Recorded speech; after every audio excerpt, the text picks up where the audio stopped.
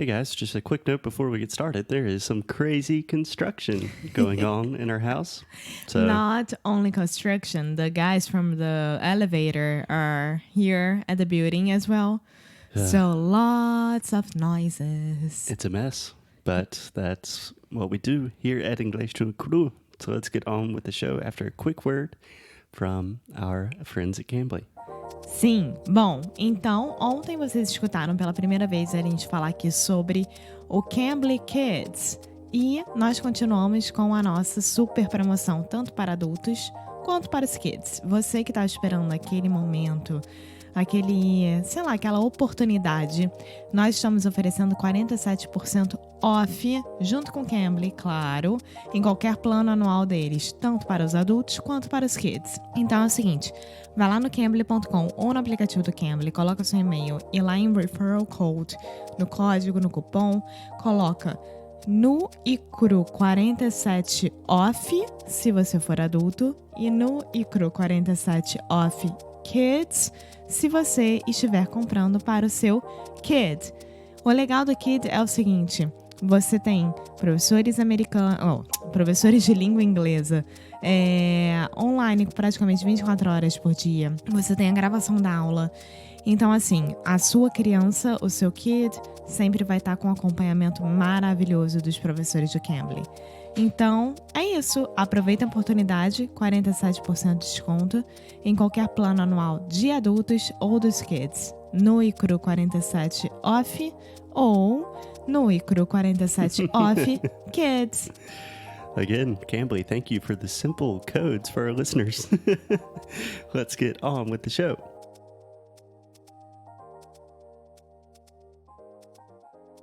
Hey, Alexia. Hey, Foster. How are you doing? I'm not feeling great today. Yeah, you're a little sick, and we will talk about that later. But for now, let's finish up our conversation about the differences between English in Portugal and Brazil. Yeah? Okay, so if you are just listening, Alexia and I, for the last few days, have been talking about why the level of English in Portugal is so much better than the level of English in Brazil. And we've talked about a lot of different things, but I have kind of my personal theory about this. Of course you do. Why do you say, of course you do? Because you always do. I'm an opinionated person, which is not good for someone that has a daily podcast.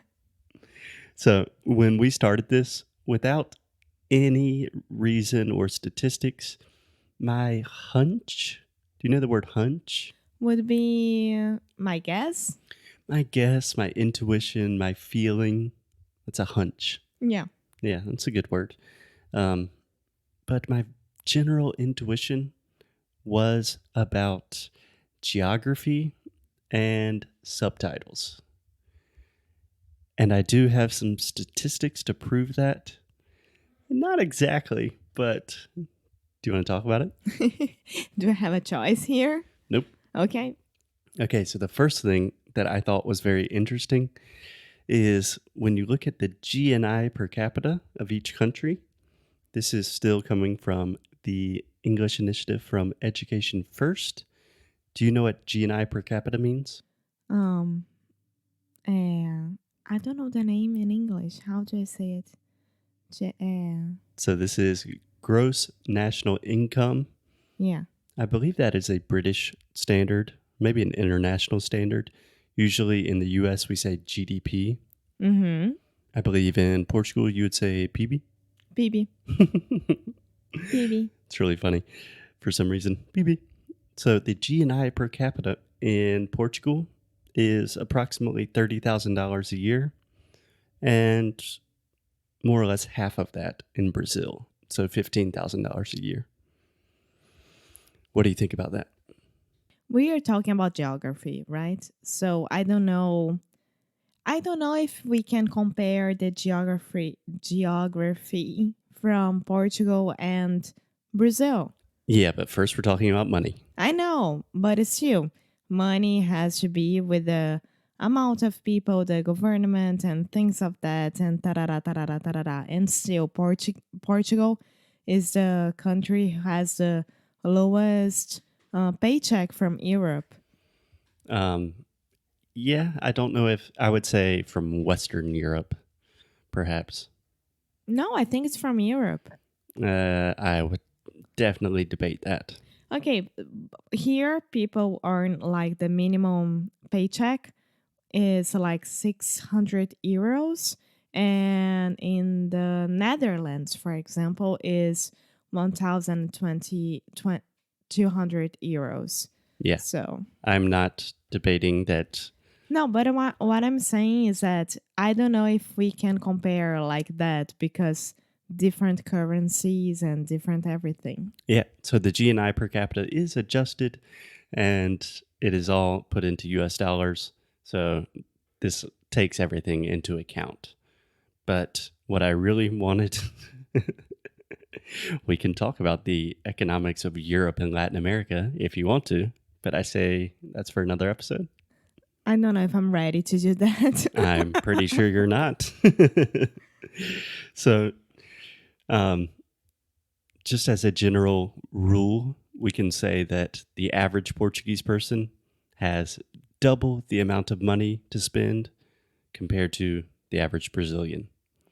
Naturally, that means more money for travel, but the big thing about geography is more money for international travel. Yeah, and you are in Europe. Yes, and international travel in Europe is super, super cheap Mm-hmm. just in general. Like we can get on a plane right now and go to Spain, France, Italy for like 50 euros. The round trip. Yeah, super cheap and very affordable. And in Brazil, travel is really, really expensive. If I would like to go to Bahia from Rio, it's the same amount as going to the United States or Europe. Yeah, So, yeah. Travel in Brazil and international travel from Brazil is crazy expensive. So I think that kind of proves my theory that geography is really important because number one, people in Portugal travel a good bit. They have money to travel and it's super easy to travel. and it's not by airplane, only by airplane. You can grab a car and just go hit the road. True, true. Yeah. And that's true. I had to agree with you. And a long time ago, the second language here was French, right? And Yeah, a then really long time ago. no, not The really. French lost, the Americans won. Oh my god. Not Americans, you're forgetting the British people. I'm not forgetting anybody. The Americans won. Trump came. It's over. No, but it is true. I am not a big fan of English as the international language, but English is more or less the lingua franca, as we say. Lingua franca. Yeah, well, in English, we say lingua franca. Oh, really? Yes. That's so weird. I never heard about it. When you say lingua franca, you're referring to Latin. Yeah. Yeah. Yeah. The How lingua do you franca, say what? think about a man named Frank. No, Franca. I know, but the first one. Lingua. Lingua. Lingua franca. Just think of lingua franca and then give your most gringo accent possible.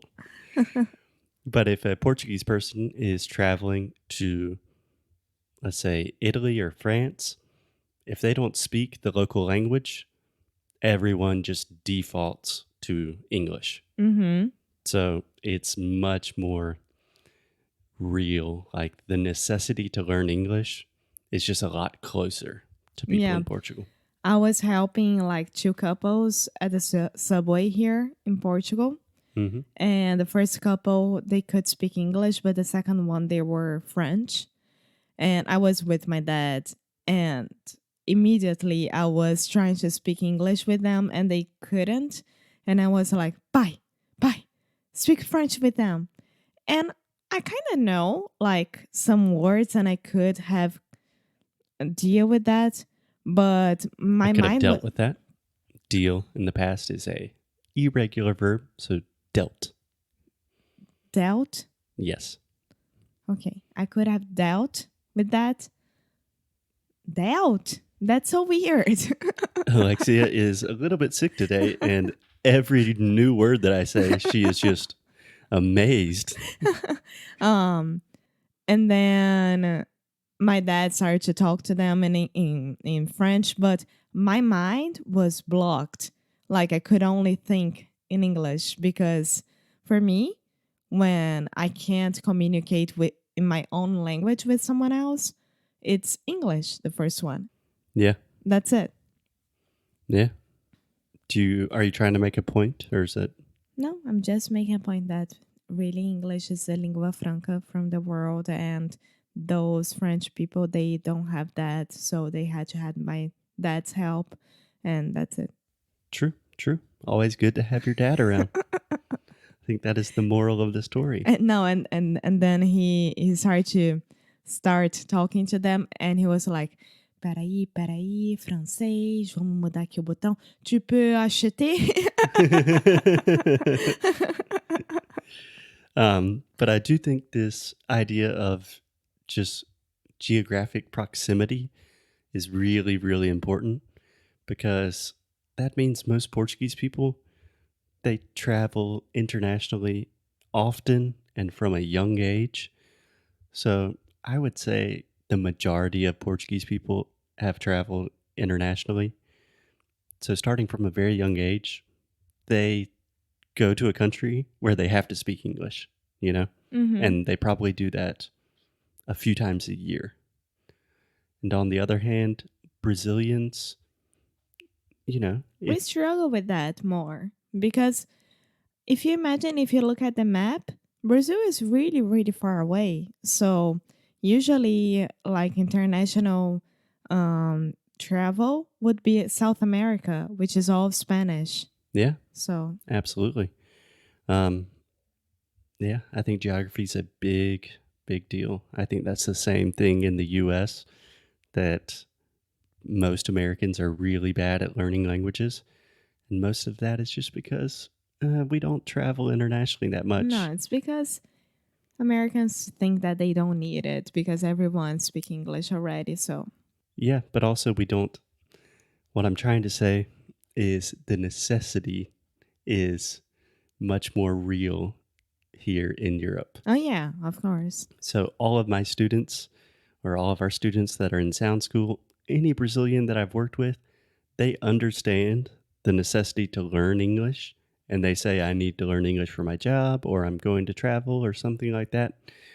But it's not as like in your face and real, Mm-hmm. especially from like a young age, that there's not like a question about how do I do it? What do I do? It's like, oh yeah, I'm going to learn English. Yeah. Okay. So I do agree with the geography point. Cool. Awesome. So in the next episode, we'll talk about dubbing and subtitles. Okie dokie.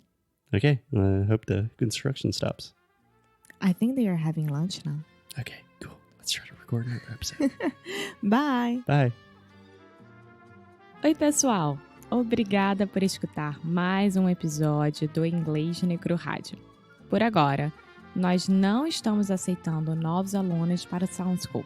Mas, enquanto isso, temos coisinhas bem legais que vão te ajudar com seu inglês e que também vão apoiar esse podcast mais amado dos brasileiros. Nós acabamos de lançar um novo recurso chamado Friday Freebies. A cada sexta-feira, vamos mandar para você um novo recurso que criamos para te ajudar a melhorar cada vez mais o seu inglês e também algumas coisas bem engraçadas como behind the scenes da gente. Então, para ficar por dentro disso tudo, é só acessar www.inglesnoicru.com/free, tá? Você também pode entrar na lista de espera do Sound School e também será o primeiro a saber quando as novas applications serão abertas. Você também pode deixar uma review pra gente, hein? Juro, isso ajuda muito, muito, muito, muito. Tudo isso e mais um pouco no inglesnoicru.com. Então vai lá e, como sempre, keep up the good fight and lose well.